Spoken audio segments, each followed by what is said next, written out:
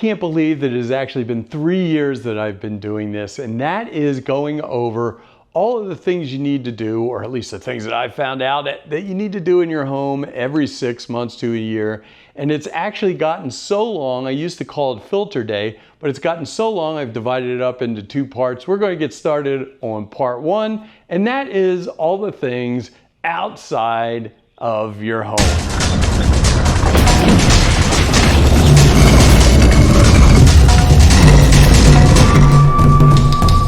Hey everybody, how you doing? I am Rusty Nelson, and this is part 1 of a 2-part series where I'm going to deal a lot with the maintenance things that you should be doing every single year or even 6 months on basically outside of your house, including the garage. And a lot of these have been updated from people that have sent in suggestions. On my first one I did that was short enough where it was only 1 part long, and they keep adding things in new each year. So what I'm going to do is keep the old things in there, because I actually go through a lot of things. Like on this one, we're going to go through the hot water heater. We're actually going to go through changing the filter. We'll talk about sprinkler heads, golf carts, all types of things that are outside of the main part of your home. And just so you know, I really appreciate the comments and your suggestions, so I try to work them into each video if I can each year. So when you give me suggestions to this one, they may show up on next year if they haven't been included. And let me say right away, I am not a professional in any one of these areas. These are just things that I've learned to do through asking around and asking professionals. So you need to do your own research, as I did, to make sure that these things apply to what you're doing. Anyway, let's go ahead and get started. And the first thing we're going to do on part 1 here is check out the HVAC system right here. And remember, some of these may be from 2 years ago, so I may have on different clothes, who knows? But let's go ahead and get started on this. As I've said many times, I am not a professional in any of these areas, so don't listen to me. Go do your investigation yourself. But these are some of the things that I've learned so far. And really what I'm going to do is start right here in where the air handler is. And we're going to talk about the filters in there and flushing your system out. And this is something that's, depending on what it is, suggested to do every 6 months to a year. First thing we're going to be concerned with is the filter. Now, if you look, I'm going to, whoops, there we go, unhook these. You really want to make sure that both of these latches are latched. And you want to look behind, down in here, all the way up along here, and you want to make sure that this is completely sealed. Also, right up in this area here where this goes through, when they originally did, in fact, you can see it kind of pulling away from there. We had to go back in and reseal that. Now, I'll tell you the reason why. If you open up your doors and you see a lot of water around here during the summer, the problem is there was no seal here when they put this together, and they had to put a new seal along here. And as soon as they did that, put that seal around there, I stopped getting water all back in here and back behind there and on this side. And basically what it was condensation. So first thing you're going to want to do is put some warm water into the condensation line. And that is done right here. There's a place for owners to go ahead and fill this. And what I do is I take a funnel like this, and you put about a gallon or so of warm water down there. Some say hot, some say warm, but what I was told by the Munns guy is not to use Clorox and not to use, people use vinegar, because he said what happens is if it gets really cold or that cold water hits the vinegar, it tends to turn into like Jello type stuff, and that can end up clogging your condensation line. And we're gonna go outside in a second and look at the outside of the air conditioner unit out there, and I'll show you some things you may want to check there. But what we also want to check too, and change, you can see every time I put a new filter up here, I put a date up there. and that was the last time that I changed this, was September 1. And actually I do it every 6 months, or check it every 6 months at least. And I talked to the Munns guy, and he was here today, and he said 6 months to a year. And I'll tell you something that you may want to think about when you do this. Now, to get to it, you just pull this out like this, make sure the unit's off, and then slide the filter out. Now you can see in this unit, this is a pretty big filter. And if you look on here, there's what's called a MERV rating. And to keep this really simple, this is how small or how large a particle the filter itself will take out. If you look at, this is a carrier unit right here, if you look at the instructions, it says either a MERV 8 or a MERV 11. Now, I think for the normal person, the 8 or 11 is kind of what they suggest. But this time, what I did was I got these filters on Amazon. I'll put the link in Amazon. And it's a company called Filter Buy, and they make something like 18 zillion different types of filters, and you want to make sure that you have the correct size. So this is 1920 by 4 1/4, and this is 19 1/8, 1920 by 4, and then there's actually an actual size. So these filters are within a 1/16 of an inch of this. Also want to take a look at the filter. You can look at one side and look at the other and make sure there's not any really big contaminants in there to make sure that you don't have any problems. Now I'm just going to put this filter back in, and you'll see how easy this is. This is the filter I just showed you that's in the box, and if you notice there's a couple of things. On this side, I put the date on there, and then I also put the new date up on a little piece of blue tape to remind me, because the date that I put on this filter is pretty much the date that kind of kicks off my quote filter day. You also need to take a look at these arrows right here, and you need to make sure that they point in the way the airflow goes. Now for this handler, the air comes here and goes up and is pulled up through the house. So you want to take this, and sometimes they're a little tight, and go ahead, and there's a little lip inside there. Go ahead and push that in and make sure it's snug, and it should fit really good. And then there's two little tiny hooks right on the bottom right here. And you make sure they go in the slots right there. Now when you put this in, go ahead and make sure that you kind of look around, or I look around to make sure there's no bunch of water in there or anything leaking. And put those two little clips down in the slot, and then close this and make sure it's sealed. Oh, that didn't go well. Make sure it's sealed on there, and then make sure you put your cap when you're done back on your drain there when you get done flushing that out. And so that's it for in here. Now we can go ahead and go outside and take a look at the outside part of the unit. Right down here you will see this pipe that goes right here, and you'll see right now, you can probably see water dripping out of it. What you want to check for, that's normal just to have a little bit dripping out of there. But what you want to check for when you put the warm water into the tube back there, the white tube we looked at with the cap on there, you want to see water come out of this. And the reason is, what you're doing is you're checking to make sure that's clear, and you're kind of flushing that out. And I think they say in the manual from the villages or Munns or whatever to do that once every 6 months. And I think it says, quote, it's even better if you do it every 3 months. Since I have a fairly new home, I closed on my house in August. There's not a whole lot to check out here. Basically what I do is kind of just open this up, make sure there's nothing in there in the shutoff, and then come out and check this part of the pan, make sure there's nothing living in there, make sure there's nothing that's crawled up here. The other day I had a frog that got stuck down there. And then also, I hope you can see it, right down there, there's like little black holes. You want to make sure that that pan right down there is open and the water's actually draining out, because there's a lot of condensation that takes place when this is cranking with the air conditioner. A couple of new things I've learned since last year, things that I've done, is one, it says, believe it or not, and I never knew this, but it says in the manual, for the HVAC part of this. This top part right here, it actually says that once a year you should put car wax on the top of it. I guess that's to keep the, you know, because the sun pounds on it all the time.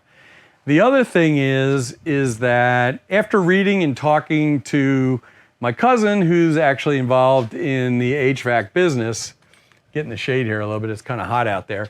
It's actually involved in the HVAC business. He says one of the most common things that goes wrong with the unit itself is what's called a capacitor, and it's a start-run capacitor that's in these units. Now, that part is about, I think I spent 13 bucks. So I ordered one of these, and I'm not going to show you how to do it, but I'm just telling you that I ordered one, and in case that blows for 13 bucks, if it's in the middle of the winter or a thunderstorm or something like that, I have one here and I can actually go out and change it. For 13 bucks, it's a good piece of insurance. And that actually goes right into this area right here. It's right behind this panel. And there's some certain things that you actually have to do. You kind of need to know what you're doing. But I figured for myself it was a good idea to have that on hand. Now, that's about it for the HVAC system. One other thing is, as most of you know, a lot of us have, you know, lightning is a big thing around here. And many people have had surge protectors put on, and there are some that you can have put on by your electric company. And that is kind of right here with me. And if you take a look, I don't know whether you can see it, but I just go by and check and make sure that little light is red. And we're actually going to talk about surge protectors kind of indoors. I'm going to show you what you need to check with those because they just don't last forever, so there's some things you actually have to check.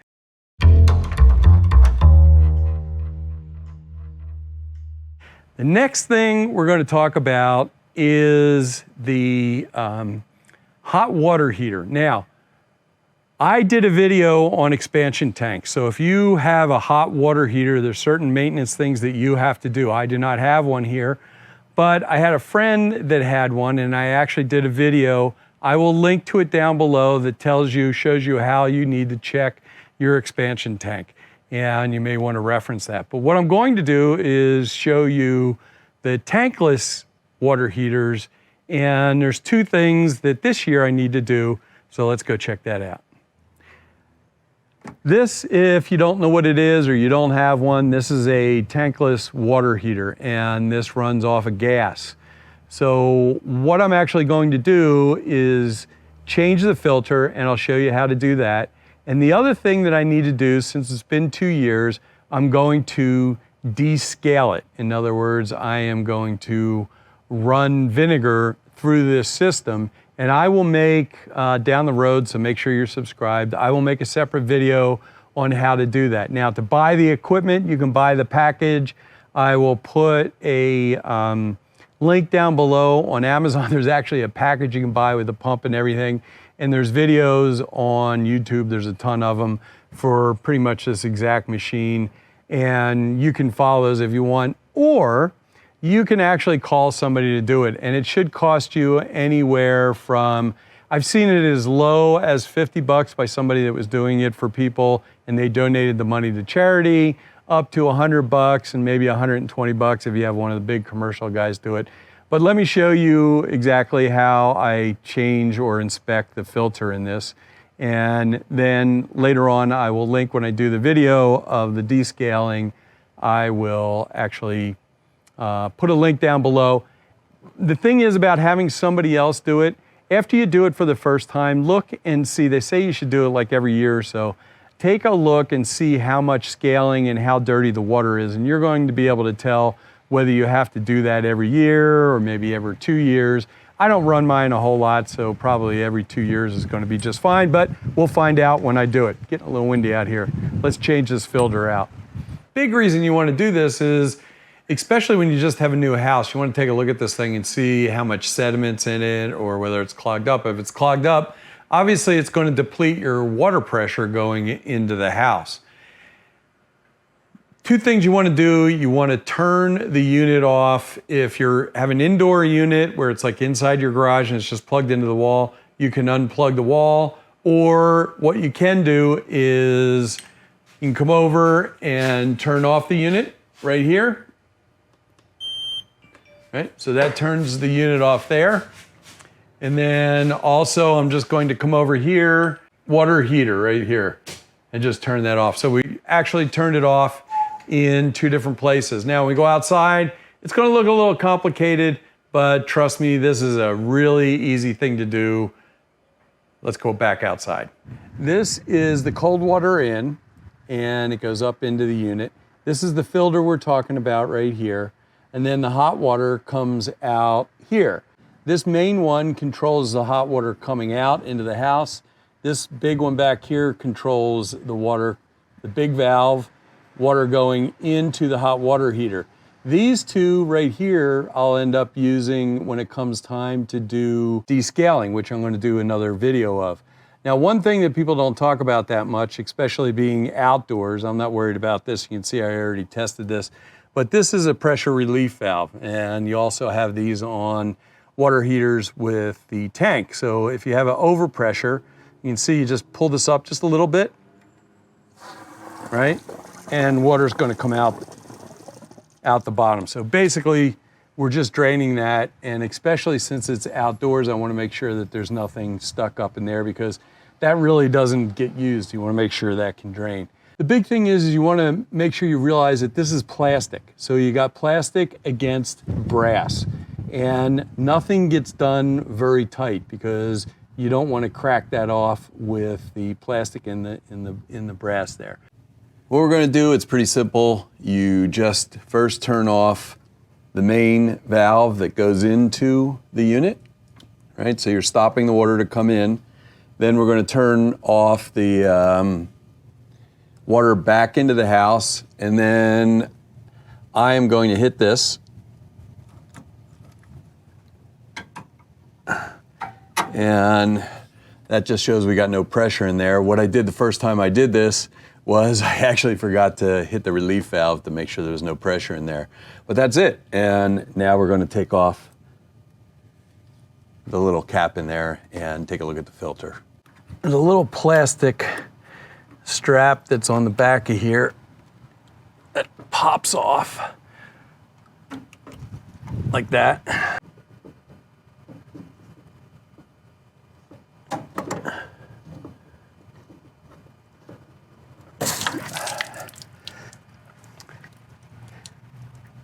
You may want to hit the pressure thing one more time. I got a little wet. I came back inside just so I could show this to you. This actually pops off like this. That's all it really is, and it pops back on. You can buy these. I don't know, they're pretty cheap. So if yours is kind of messed up, you may want to buy another one, but I'm just going to take and blow this out.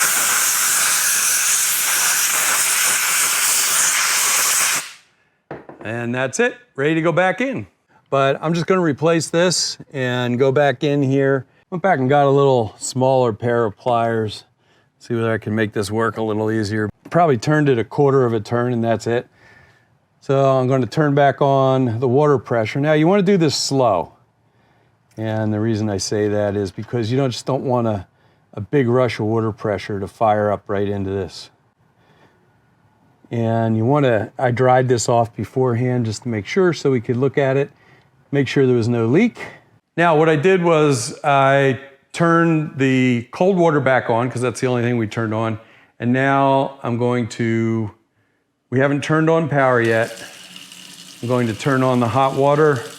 I kind of want to make sure that water is flowing through it, which it is. And I want to make sure that all the air is out of, or if there's any air in the hot water heater. I am going to turn on the circuit breaker and then come over and turn the unit on. I'm gonna go out and take one more look and make sure we're not leaking at all. So we have the cold water we turned on, and that was pretty much it. We tested overpressure valve, and now I'm just gonna go in and see whether I got hot water, hopefully. And we do.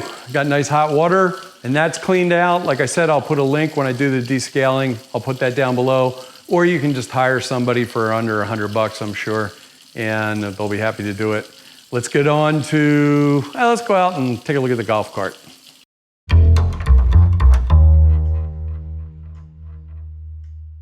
Two things I check on the golf cart. One is the tire pressure, and I put that generally around 20 because once I get outside, it gets pretty hot and expands, and I think the manual says that you want it around 22 PSI, but you need to check because all golf carts are different. They got different tires, but for me, that's just about it. Next thing is the oil, and I'll show you that really quick. Now, obviously, all golf carts are different. This is a 22 Yamaha, and it is fairly easy to check. I'll show you how easy this is. Just pull the seat up, and you can use the armrest if you have one to check this, and then I'll get you in closer here. Now, when you look in here and you're going to check the oil, the biggest thing is you have these two belts right here. You want to make sure that you do not get any of the oil on the belts. Just take this out, pull it straight up, and stick this underneath. And what you're looking for is, if you see those hatch marks right there, that's where you want the oil to be, between those two marks. You definitely don't want it over max. So make sure you don't have that. Go ahead and clean it off. And I don't use my golf cart that much, so I don't have that. You need to check air filter out. You can do that, but I'm nowhere near checking that out. And that's it for the golf cart. Now, the next thing is right over here, and I probably don't need to do it, is my avalanche, and I check the tire pressure on there, and I check the oil. And that kind of takes care of the vehicles. On to the next thing.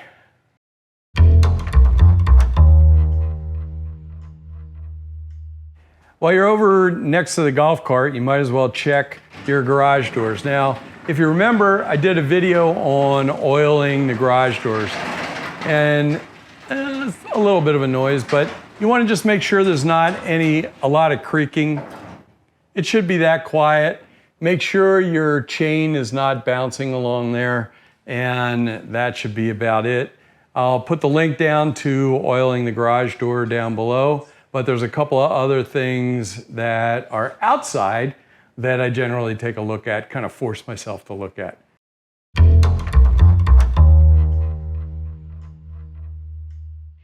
Here's something a lot of people think about probably, but don't actually get around to doing, and that is the grill. And I'm not talking about cleaning just the grill, the grates. I'm actually talking about getting down into it. There is a catch for the grease that's in there. And if that fills up, it kind of acts like a little sterno can type of thing, and it will catch fire and just keep burning afterwards. Also, those trays, a lot of them have removable trays that you can take out and clean the grease out of. Also, underneath that and on the bottom, there are grease areas on there. And definitely, if you move your grill around a lot, like I do, I'll move it out of the garage and I cook out, actually out in the front, in the driveway sometimes. You'll see me out there cooking if you drive by. And it will spill. It'll start to gel and move around, and you definitely don't want that catching fire. So take a second, just at least empty that grease tray out, and that'll make your food taste a lot better and also keep it from catching fire.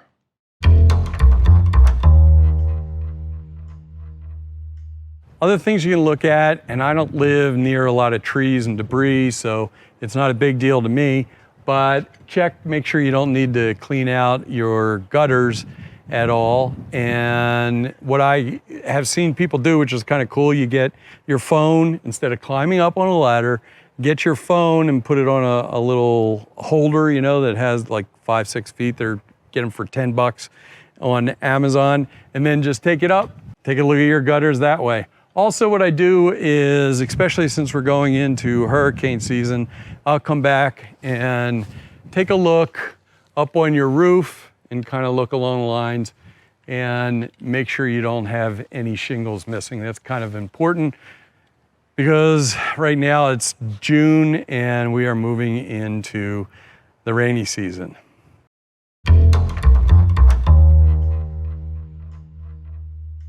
All All right, next thing I'm going to show you is on the windows, and you want to make sure you do this when, especially before the rainy season. But I do it once a year, and this is about the time. But in the windows, there are these areas right here, and the water, now this is this type of window, but there's a hole right here. I can stick my finger in it. You just want to make sure these gutters are clear, and then I will show you the part outside that you want to check. You want to make sure these little scuppers don't have anything underneath there. Now, what I do is I usually take the hose and I drain those off or wash underneath there, but I'll show you where they are and what I'm talking about. And the builder is actually the one that showed this to me, but there's little kind of like scuppers, and hopefully I can see this. And actually this one, I found out, hopefully you can see this. See this little thing right here? It's kind of like a vent to let water out. And this one was actually sealed shut. You can see it has, but you want to make sure that there's nothing in there holding those back. Now, they are plastic, so don't go crazy on them. And I'll show you this one over here. Hopefully we can see this. But there's this little vent right there, and this one's actually closed too. And how do you like that? There's actually caulking on that one. So hopefully you can see that now it opens. But if those are actually closed like those were, now I don't have to worry about it too much because there's water here. But I did check the other ones on the outside, especially where the water, the wind gets up against, the water gets up against those. And they're free, but a lot of times you'll get bugs stuck in there and debris caught in there. But you want to make sure they're open, because if they're not open, guess where that water's going? It's going back over and going and find any crack it can. And the builder told me that's where they end up with a lot of problems with leakage around the windows when those are clogged.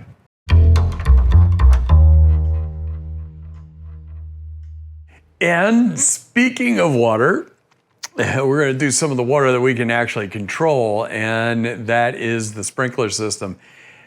I just did a video on the chinch bug, and I'll put the link here, I'll put the picture up here and put the link down below. It's kind of important that you watch this, because there's a couple of people, even just in my neighborhood, that had their whole lawn replaced because they didn't keep up with the chinch bug. Well, one of the problems with the chinch bug is that they thrive when a lawn becomes distressed. In other words, along the edges where your grass is starting to get dry. And this video talks about it, so I'll put the link. I highly suggest you watch it, especially if you have fescue, because they love it.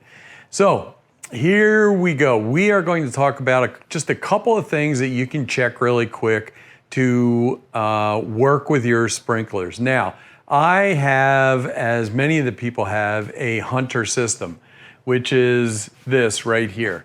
And I have also added on the Wi-Fi, which is called a wand. It's called the wand. I'll show you a picture of it here, and I will put a link to this down below. You can get it on Amazon.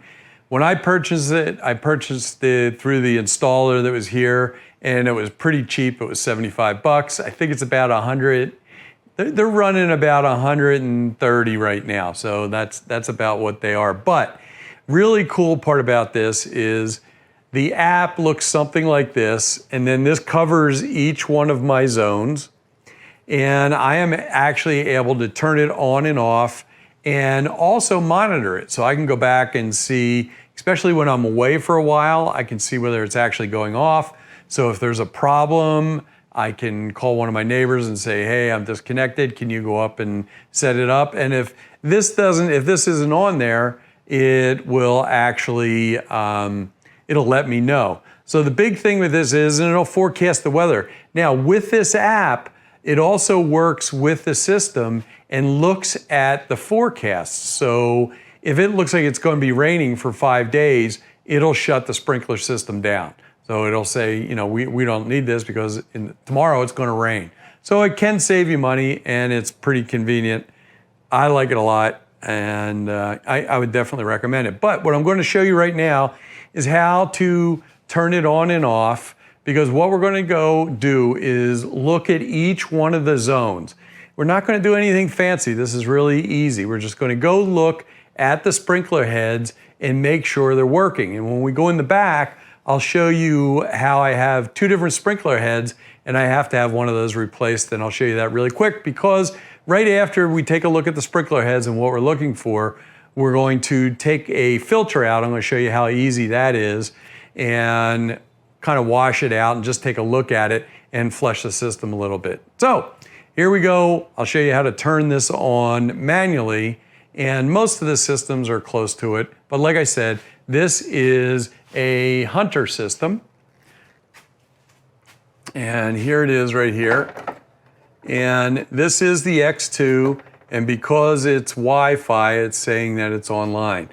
But if you want to turn it on manually, first you turn it over to manual, and you'll see A1, that's the zone. And since it's in manual, it goes to what it was set at originally, which is 30 minutes. Now, on the Wi-Fi system, I don't have it set up like that.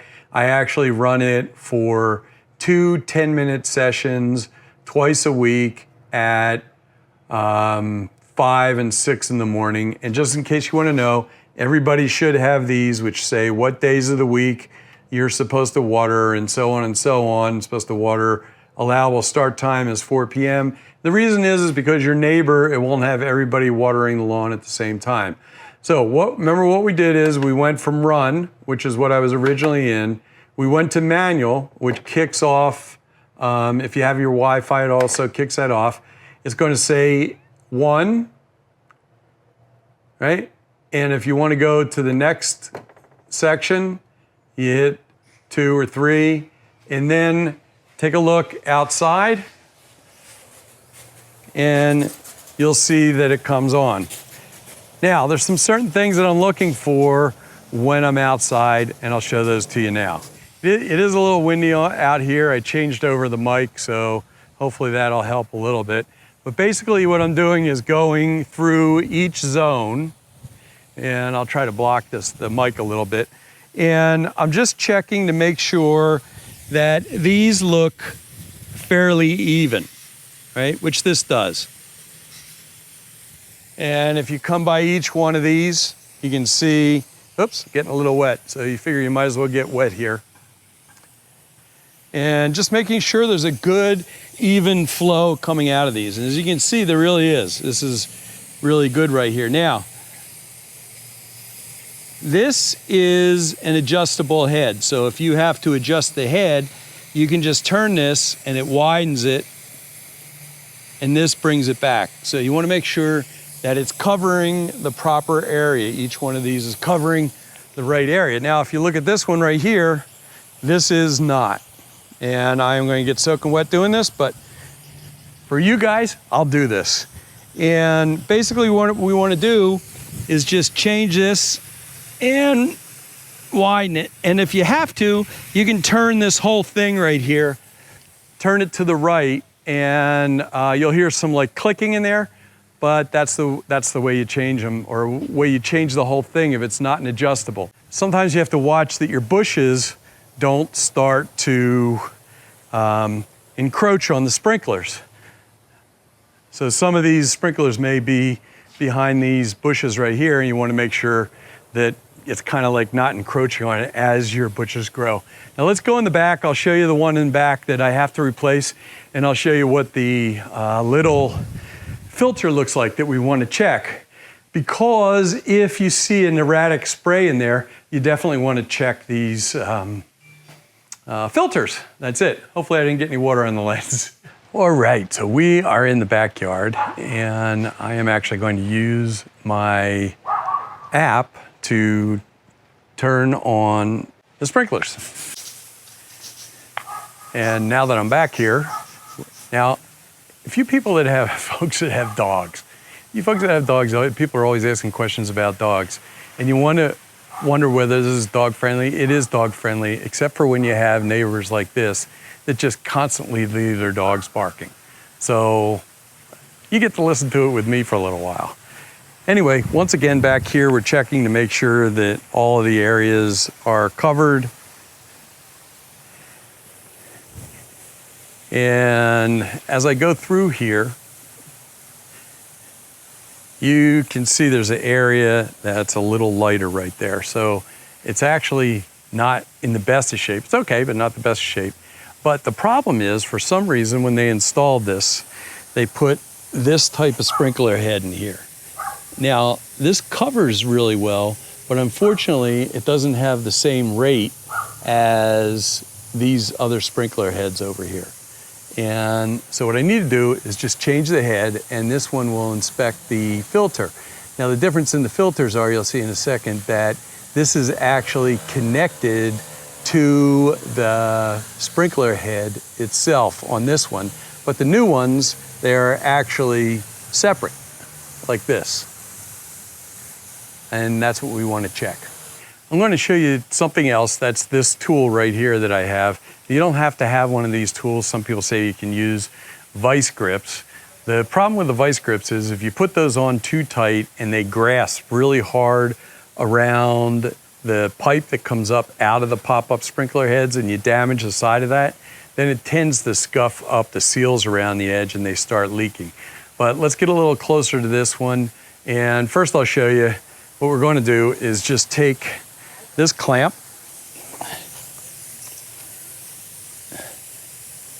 and we just put it at the base of this. And then hopefully when we turn this off, it'll hold that sprinkler head up. And the dog starts barking. Stops barking, jeez. See, this is it. This is why people don't like dogs in some places. So as you can see, this holds this up. And then I can actually turn this one off by hand. And this has definitely got a lot of gunk in it. Hopefully you can see that. If you look on the top of these, there's some markings, and these are actually adjustable. So you can open these up and close them so you can control the spray. Now, I'm just gonna take this, drop this on here. That should be right, hopefully, and we'll turn it on and check it out.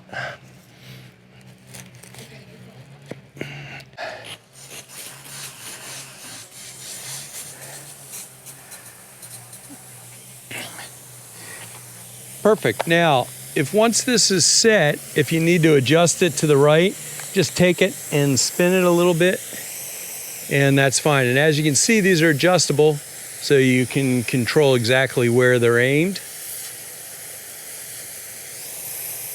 And that looks really good. Now, if you were actually going to not change the head out, which you saw was pretty simple, you'd actually take this and you could clean that out, rinse it out, usually just with water. I have that compressed air and that works fine. So we're pretty much done with this, and sprinklers are done. Just a couple more things to talk about, and then you get to start your sprinkler filter day.